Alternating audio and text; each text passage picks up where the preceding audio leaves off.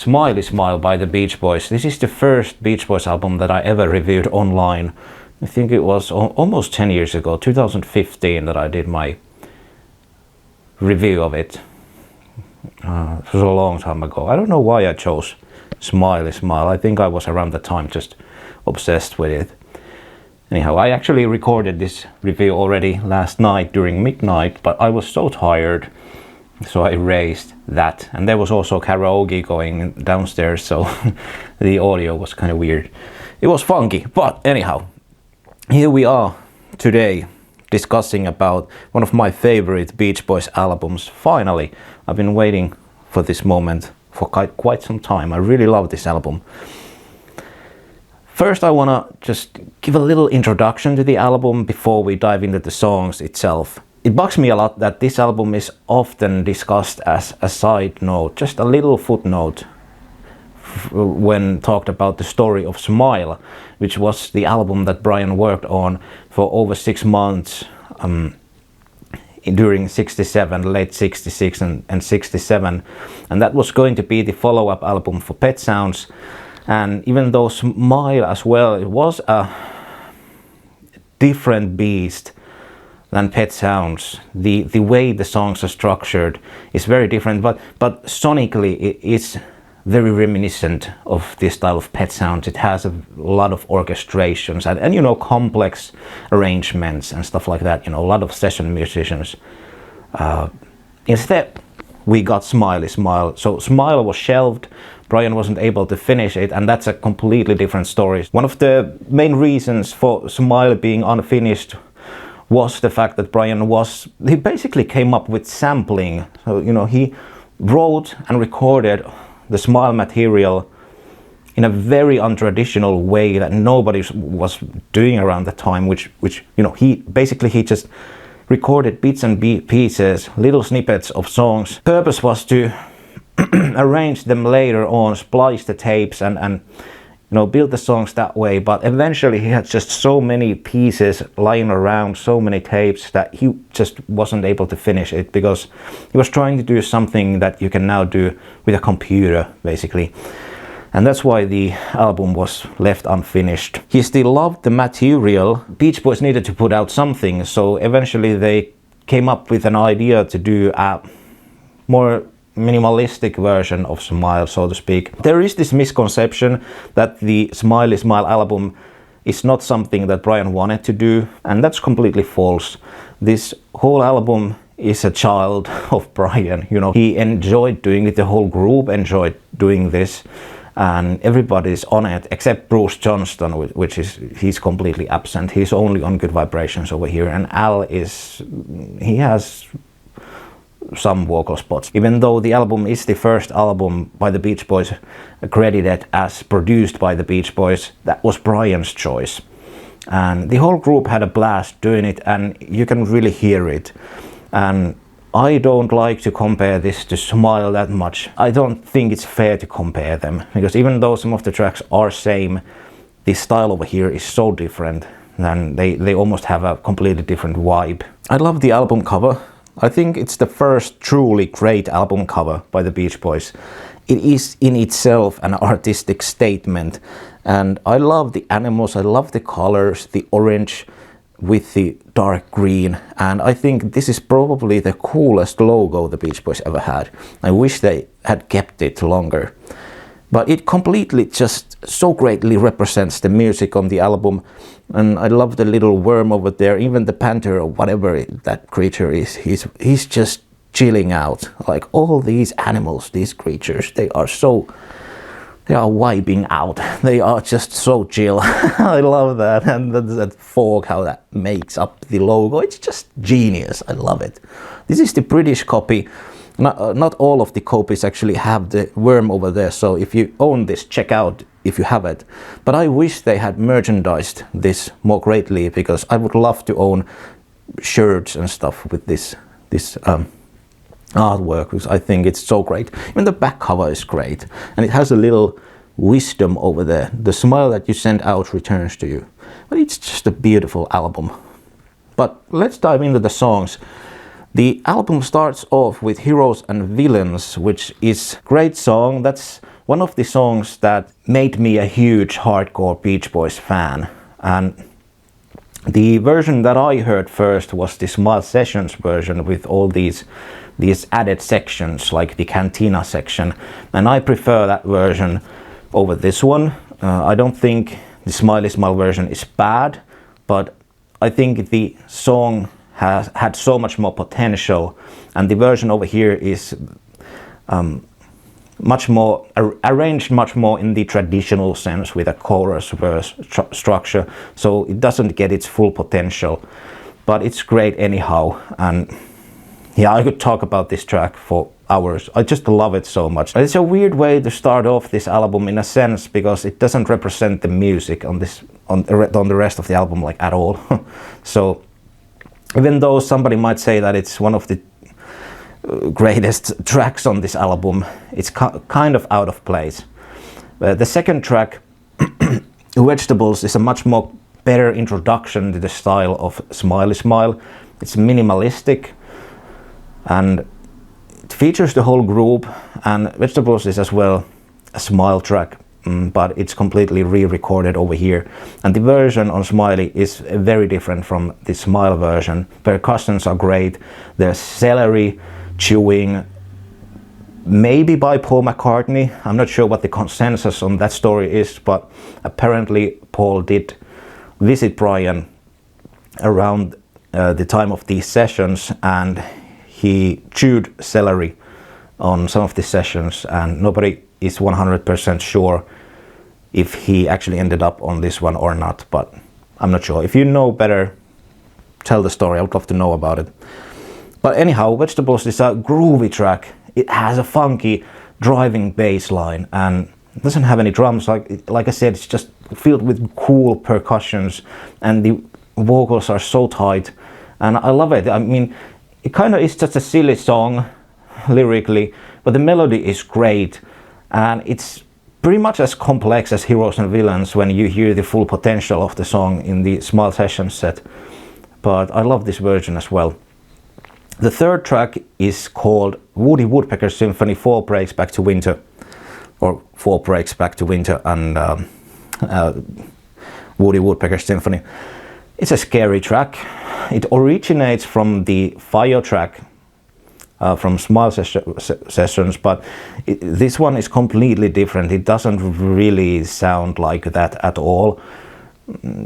It's very repetitive, and like I said, I find it very scary. I love the track. You could say it's instrumental, but there is this vocal thing going on without actual lyrics. This thing. And somehow it's just so spooky and creepy. Reminds me of, it could be like some sort of main theme song for a serial killer flick. It's just so freaking scary. And then it has this very weird sound effect, which sounds like a laughter by the devil or something. And then there's this organ going crazy, basically playing the bass line, which sometimes goes like do do do do do do do. It's just so weird. I love it. It's so great. And then it's followed by She's Going Bald, which is a completely left turn. It's a comedic song, very funny. Has some very interesting sound manipulations going with the what a blow, na na na na na na. It's just so weird, and I can never make out the lyrics. I've read the lyric sheet many times. I'm not even sure if they are correct, because like I hear different words at some spots than what are written in the online lyrics. But like, for example, in that What a Blow, like the last phrase, it sounds like eat my balls or something like, I don't know. It's just, it's weird. But you can just hear the whole group having a lot of fun with it. Mike wrote the lyrics. It's based on a track He Gives Speeches by Brian and Van Dyke that they wrote for Smile, but this is a completely different version. And I love it. It's even though it's a humorous track, the vocals are tight, and the whole thing, it has this old school vibe. It's a weird mixture of this sort of 30s, 40s type of a melody thing, you know, and then done in a psychedelic late 60s way. And the psychedelia, anyhow, like in this album is very interesting because 67 was obviously a great year for psychedelic music, big year. And most of the psychedelic music that came out around that time period is very guitar heavy and based on guitars mostly. But the Beach Boys over here, they are doing psychedelic music, but it's completely different from the majority of psychedelic music. They are doing it on Smiley Smile with their vocals and an organ, and with some manipulations on tape and sounds and stuff like that, but mostly with weird percussions and their vocals. And that's a very different type of way to create psychedelic music, and I love it. It's very groundbreaking in that sense. She's Going Bald is a great example of that. But it's followed then with Little Pad, which is sung by lead vocals by Carl, and the whole album features Carl a lot. It's probably the album that has Carl on it the most prominently out of all the Beach Boys catalog. I can only think of the Beach Boys 85 album, which does have a lot of Carl, but like otherwise I think this is probably the one that he's featured most prominently. But anyhow, like Brian is only on a few tracks on lead, Mike is on a few tracks, Al is pretty much absent, Bruce is completely absent, and Dennis is absent. Obviously they are in the harmonies, but lead vocal wise, Carl is the most prominent on it. That's one of the reasons I love it so much. But Little Pad, anyhow, let's get back to it. It's a fun track. It's about a dude who just wishes that he had a little pad in Hawaii, and it's one of the few tracks that has a guitar lick, or is it played by ukulele or something, but anyhow, a string instrument anyhow. Little Pad, it's a very simplistic song, nothing grandiose about it, represents greatly the music in the album, and it's a great way to close up side one. Really love the track. It sets up a fine mood and delivers, I guess, you know, it's just a fun track to listen to. Side 2 starts off with Good Vibrations, and when discussed about Carl's finest lead vocals, the discussion usually goes to God Only Knows, but I think Good Vibrations deserves a mention. I think it's one of the best vocals that Carl ever did on the verses. And when I first heard this song, I thought it was scary, and even up to this day when people talk about the track, how it's such a fun song and stuff like that, and I always kind of just felt weird about that take, because especially the verses, and the weirder section at near the end, I always found it in some way spooky and kind of creepy. I don't know, it sets a weird mood in me, and yeah, I love it. I always did. It's one of the greatest singles of all time, and you could make your own huge video about it. But I love that little melody line at the very end. It lasts only a few seconds on this version, cuts out when it begins, but even if you think about that small snippet at the tag, you could build your own song about that in itself. So Good Vibrations is a fine example of the way Brian used to write music.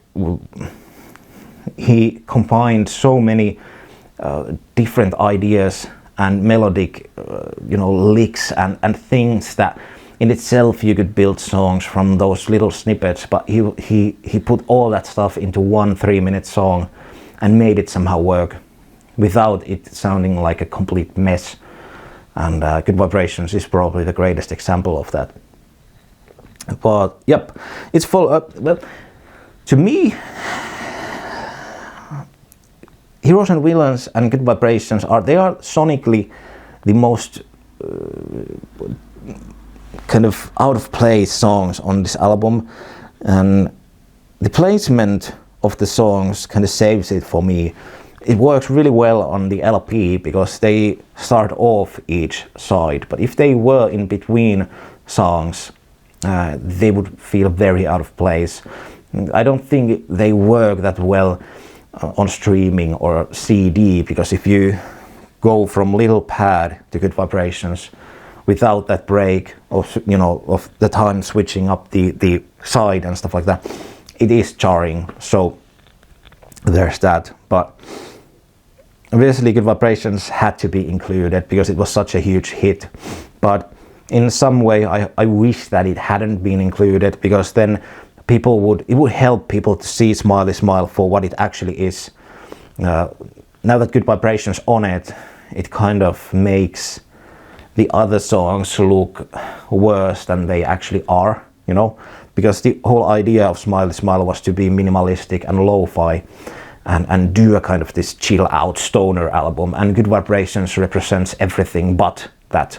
So, you know, even though Good Vibrations is a very psychedelic song, but sonically it's just so different that it doesn't ruin the album for me, but I can get why some people feel that way. And I also feel that a lot of people would enjoy the album more if Heroes and Villains and Good Vibrations wasn't on it, even though they probably are the greatest songs on it, but they are just so different to the rest of the material.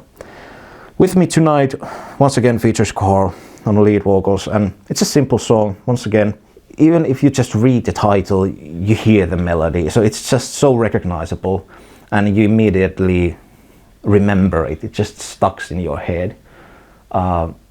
It's just this groovy chill out song. I love it. Wind Chimes is kind of goes to the scary section once again. So it's 50 and 50. It's played kind of like for laughs and also for, let's put this here. My hand gets tired. and it also has a spooky feeling. It's a mood piece, you know, like most of the Smiley tracks. Getting Hungry is something different. It was actually released by Brian and Mike as a single, which is an interesting choice. I think it's the most underappreciated track on Smiley. I love it. It's a great track. It has a bombastic organ, and it reminds me of something that 9 Inch Nails did with Downward Spiral, where you have this very relaxing verse. Here is sung by Mike, great vocals, and then out of the blue it snaps and you have this bombastic chorus and sung by Brian, and it's just an interesting way to compose and arrange a song, and it works so fine.